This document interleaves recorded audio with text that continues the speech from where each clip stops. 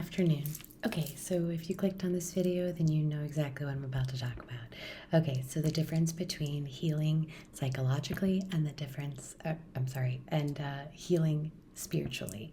Okay, so when we talk about healing psychologically, a lot of the times we're talking about current life experiences and the things that we go through that may have caused us emotional pain.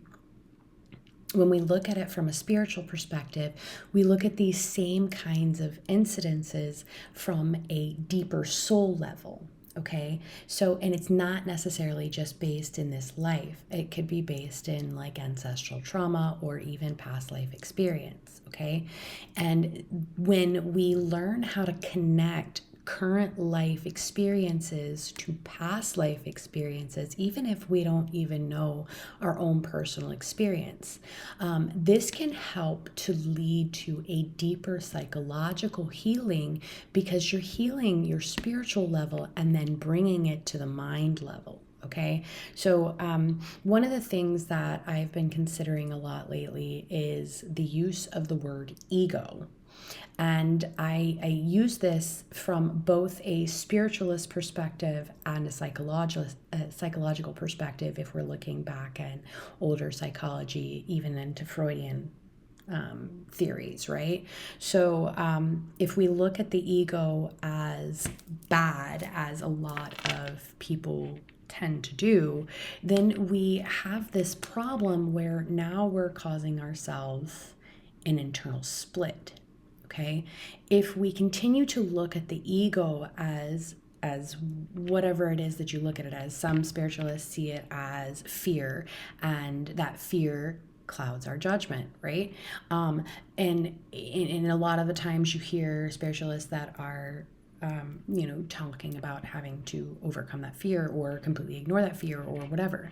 Okay, I hold a different view on the ego.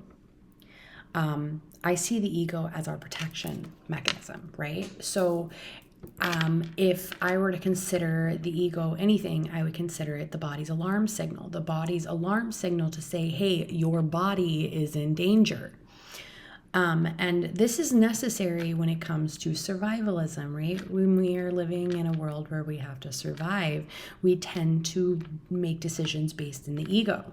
Okay, and if we take it even further into like psychological, instead of calling it ego, we could call it the flight, fight, freeze, fawn response, right? So it's the automatic reaction that you have in a dangerous situation. Okay, now when you are looking at a person who has PTSD, somebody who has experienced combat, somebody who has experienced a near-death experience, this kind of danger is much more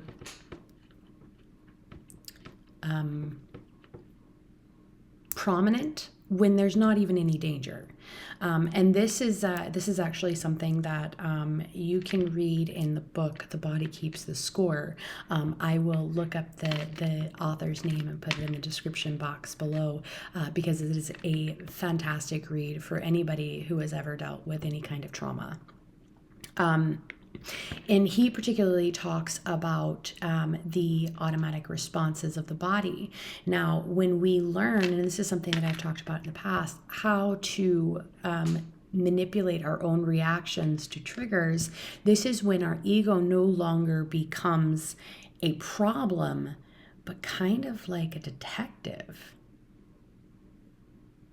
Instead of seeing your automatic response as a problem, now you see it as a puzzle piece. Why did a situation where there is no bodily harm possible, did I have a reaction that made me feel as though I were in danger? Okay, this is very important, especially when we're talking about healing on a soul level, because understanding the ego is more than just its fear.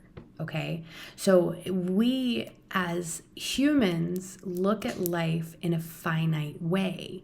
We see our birth and death as the beginning and the end. And this comes from our religious teachings, right? It teaches us that we only have one life, and it teaches us that at the end of that life, you either go to hell or you go to heaven. Well, what about all the other ancient texts that say otherwise? What about the Book of the Dead, where it talks about something completely different? And this is studied by people that have been studying this for a very long time. They have a deeper understanding of the universe than others may. But it's not the complete picture, right? So if we think about it from the perspective of not understanding psychology the way that we do now, we can see that as a soul healing, right? But at the same time, if we look at it as we have one shot, one chance, one life to live, now we've created fear in ourselves for absolutely no reason.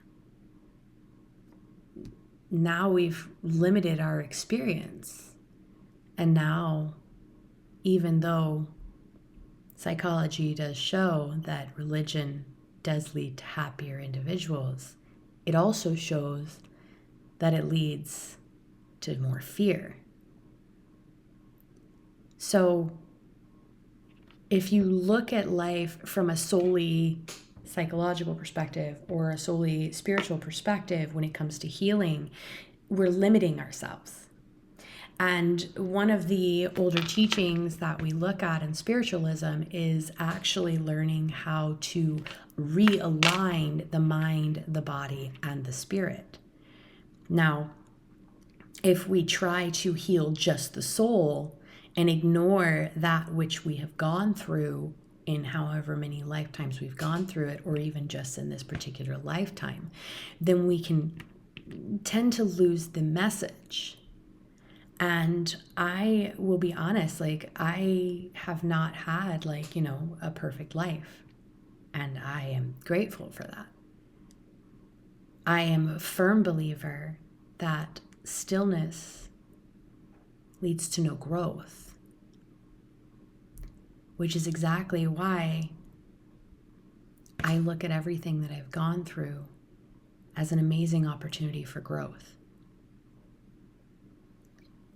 And over the last 6 months, I have taken to trying new ways to heal. And I have approached it from both a psychological perspective and from a spiritual perspective. And I even went deeper into my research than I have in a long time. And I crossed into fields that I've never studied before. And regardless of how many different topics I studied, I found the same message in every single one of those different topics. I'll give you an example. Literature. If we look at the beauty of the words of the past, for example, Byron, or even the ancient histories, we can see the same theme throughout all of the ages. The beauty of love is almost always the first thing that the poet writes about. But the poet also writes of the darkness. And we see these struggles that the artist himself goes through what they wrote and the history we have about them. Bring it into more modern times. Look at someone like Robin Williams. Robin Williams was a very funny man. His end of his life was tragic. It is a necessity to heal the mind and the soul through both psychology and spirituality.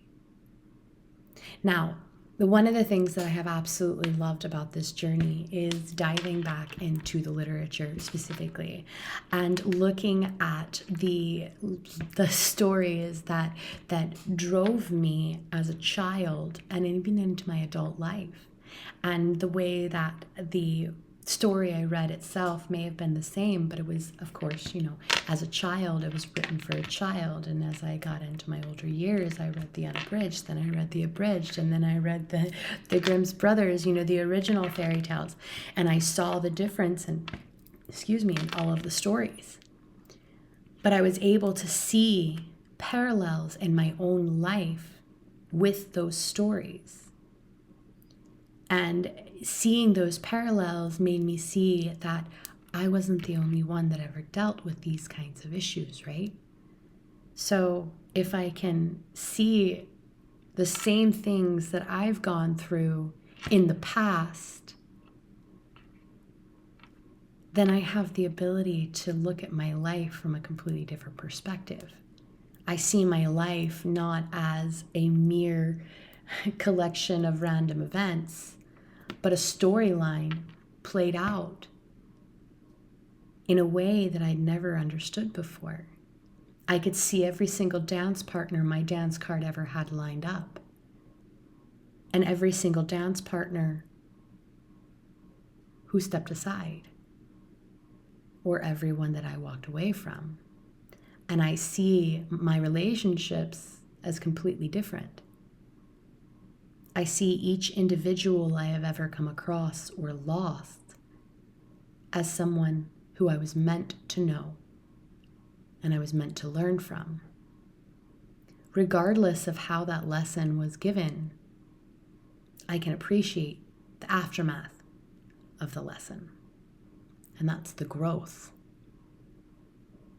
This is how we heal, not by condoning,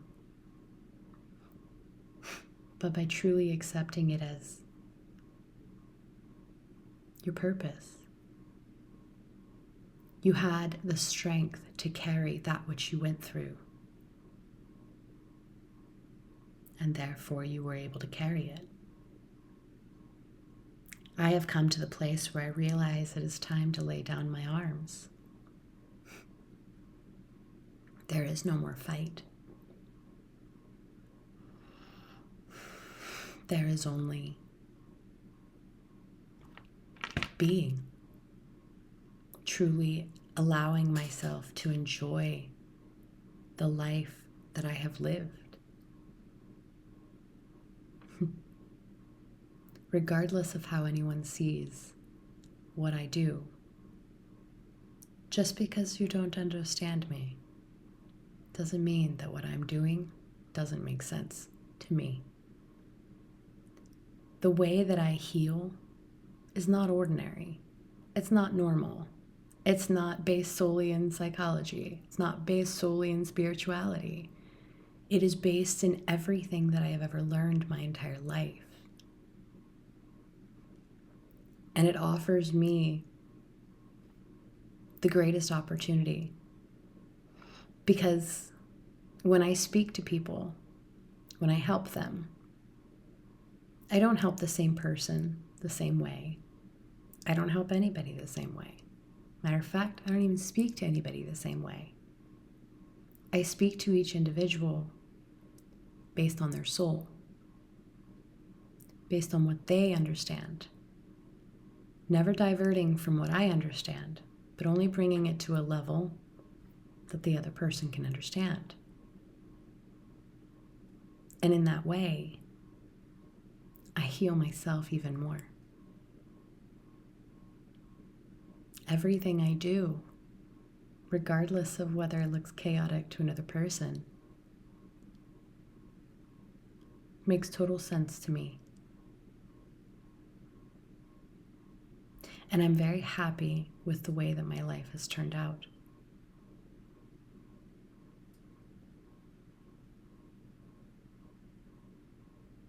And I really, truly hope that you can find this kind of healing in your life. It's been wonderful. I'll see you guys around.